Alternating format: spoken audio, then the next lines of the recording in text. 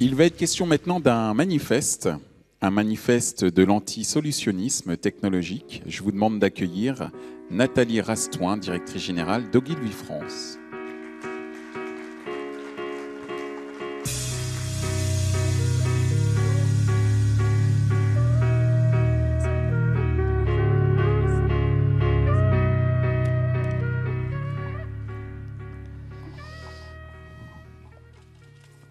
Bonjour. Alors, je vais essayer de me servir de la technologie. Oui. Yes. Alors, chaque année, en fait, Vincent m'invite à commenter ce qui se passe. Et en fait, chaque année, on se retrouve ici pour voir l'évolution de la transformation digitale d'une manière technologique, d'une manière marketing ou en communication.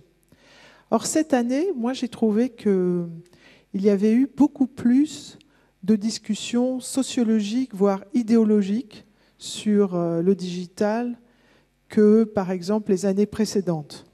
Je pense que c'est peut-être lié aussi à l'émergence de la donnée, dont je vais parler, à la puissance des GAFA.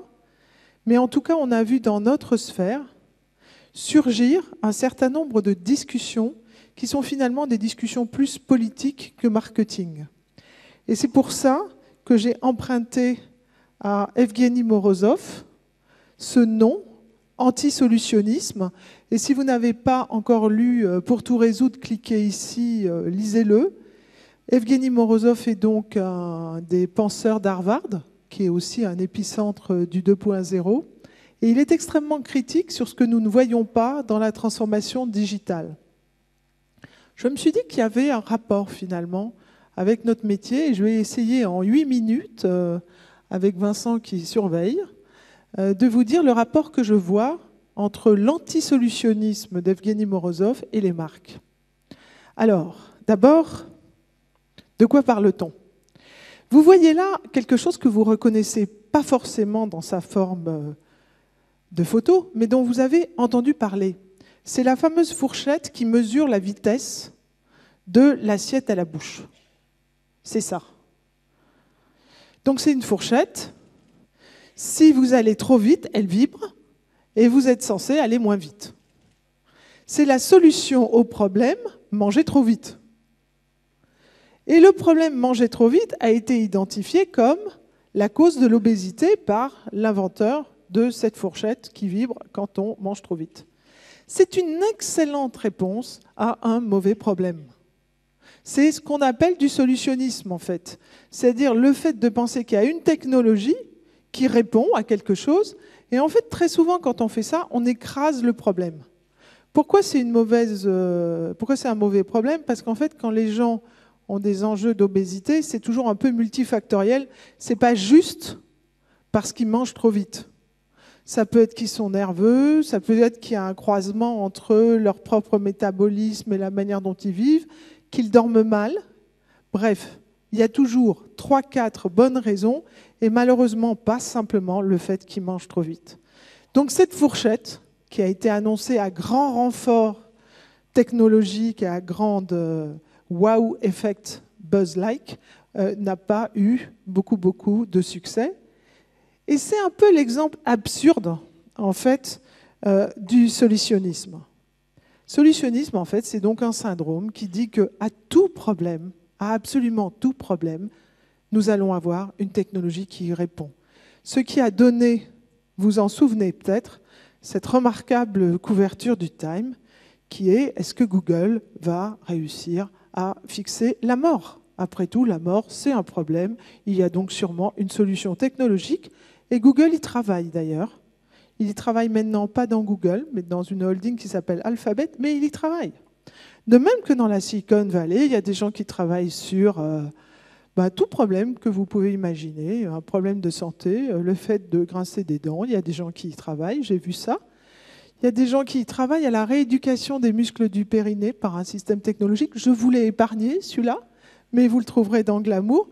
Il y a des gens qui ont des solutions technologiques potentielles à absolument tout ce que vous pouvez imaginer.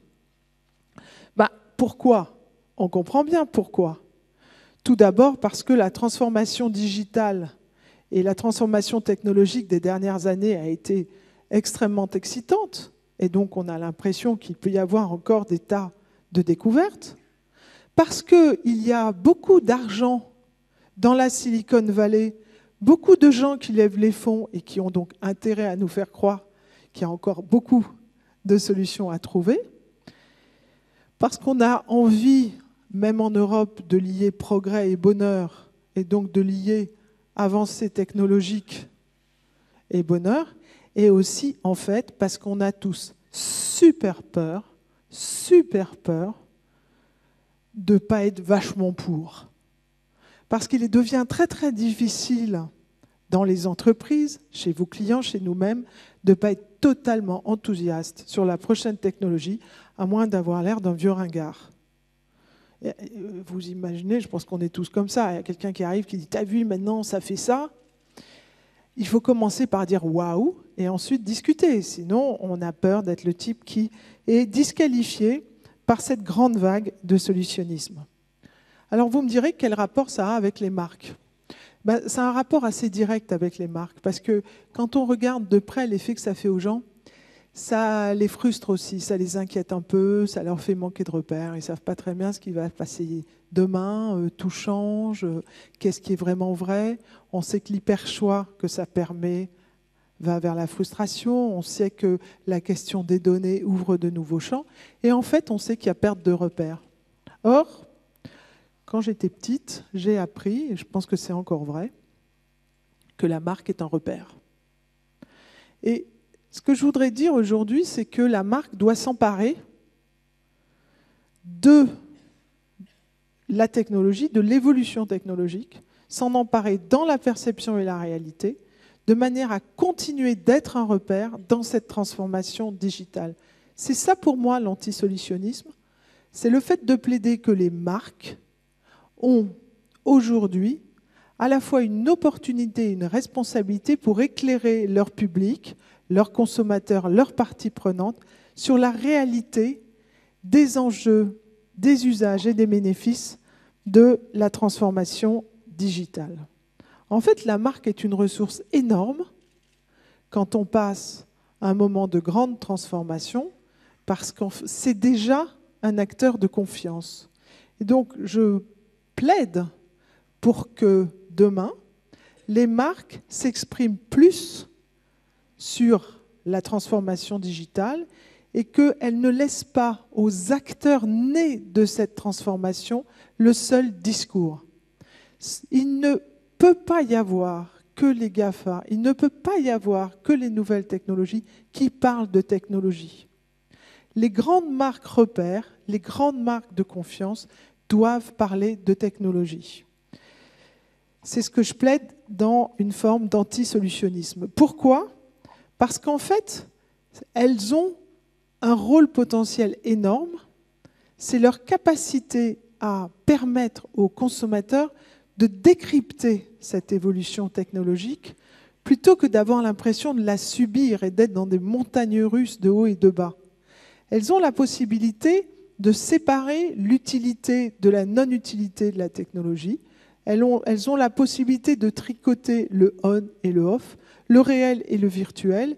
Et en fait, c'est ces grandes marques qui ont la possibilité peut-être de créer une stabilité de relations dont les consommateurs disent qu'ils ont besoin. Parce que derrière la notion de méfiance, il y a quand même la notion d'instabilité et de peur.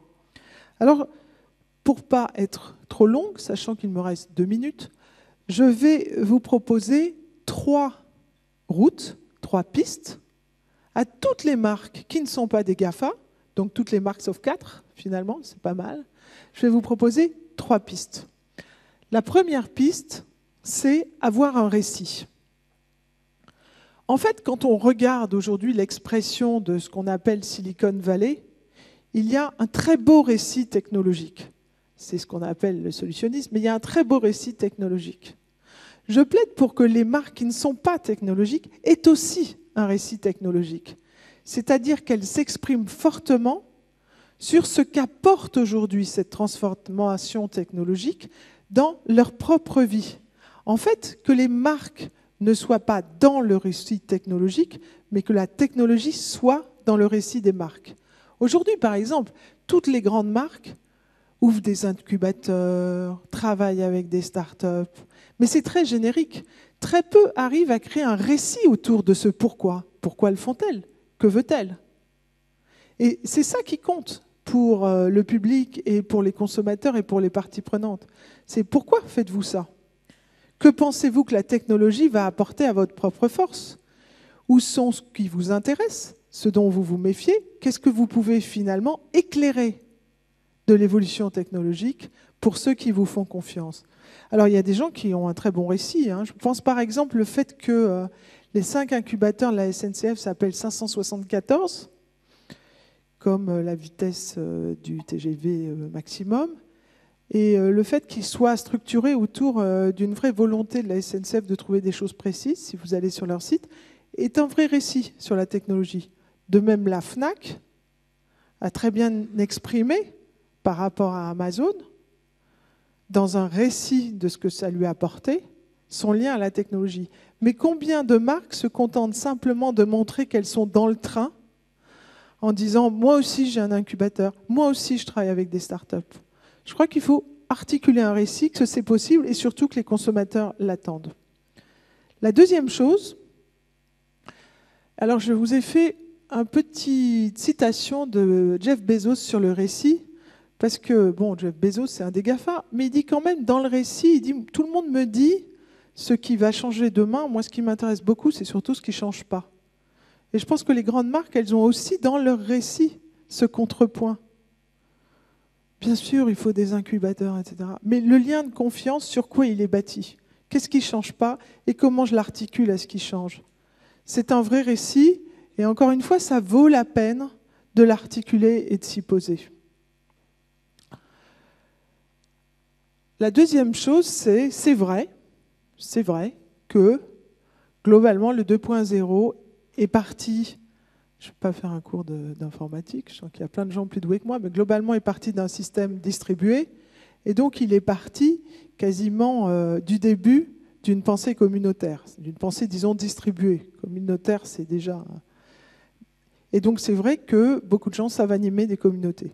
Mais là encore, il faut que toutes les marques aujourd'hui animent des communautés. Il ne faut pas se dire qu'il y a ceux qui sont nés après 2000 globalement qui savent animer des communautés et ceux qui sont nés avant 2000 qui ne savent pas. À cet égard, mon exemple préféré, c'est Lego. Lego est né bien avant 2000. Mais la communauté de Lego est formidable.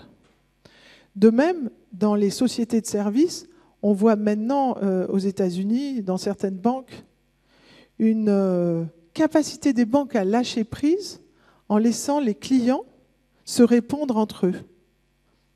À peu près modéré, pour pas qu'il y ait de bêtises, mais avec quand même une vraie qualité de confiance. C'est une communauté. Donc là encore, dans la relation des marques aux consommateurs, qui doit perdurer au-delà de la disruption technologique, n'ayons pas peur de penser communauté quand on n'est pas une marque 2.0. Et penser communauté, c'est de la relation, ce n'est pas que de la technologie. Et enfin, un dernier point, ça c'est un point qui m'est cher parce que je ne le vois pas venir, j'avoue.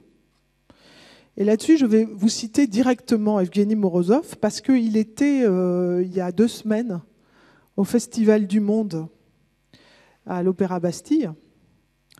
Et il va sortir un livre sur Big Data. C'est assez normal, c'est la suite du solutionnisme. Et il nous a fait une analogie que j'ai trouvée formidable. Et je vais vous expliquer pourquoi c'est un rapport direct avec les marques. Il nous a dit globalement, le vrai challenge sur la data, c'est exactement celui sur l'air ou sur l'eau il y a quelques années. Tout le monde vous fait croire que la data, c'est un bien comme les autres. En fait, la data, ce n'est pas du tout un bien comme les autres. Ça devrait être un bien bien plus régulé que les autres, comme aujourd'hui, on pense que l'air et l'eau, c'est régulé. Et en fait, il est un petit peu pessimiste, mais ça veut son fonds de commerce. Il nous a dit, voilà, vous ne vous rendez pas compte, on vous roule un peu dans la farine en vous faisant croire, on échange les datas, vous gagnez des choses parce qu'on vous échange, mais en fait, pas du tout. Il y a des gens qui accumulent des datas, comme on accumule des choses très précieuses, ils ne vous les rendront pas. Et à ce moment-là, vous serez mal. Ça m'a paru intéressant parce que je me souviens de l'émergence du rapport de développement durable.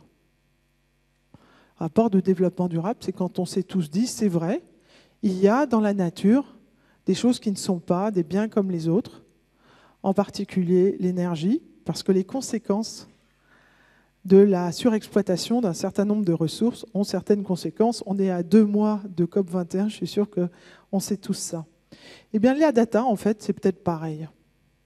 Donc, je plaide pour que les marques, les grandes marques, celles qui ne font pas encore commerce directement de la data, eh bien, soient les premières à lancer des rapports de gouvernance, de gestion de la donnée. Faisons avec la data comme on a fait dans le développement durable. Ne laissons pas ceux qui ont beaucoup de données être les seuls, en fait, à avoir un discours sur la donnée. Donc, vous voyez, c'est un moment intéressant où finalement commencent à apparaître des discours qui créent de la distance face à la technologie heureuse, à la technologie triomphante. Et encore une fois, c'est peut-être le moment des grandes marques nées avant 2000 pour montrer un équilibre et pour montrer finalement une compétitivité dans la capacité à gérer ce solutionnisme technologique. Merci.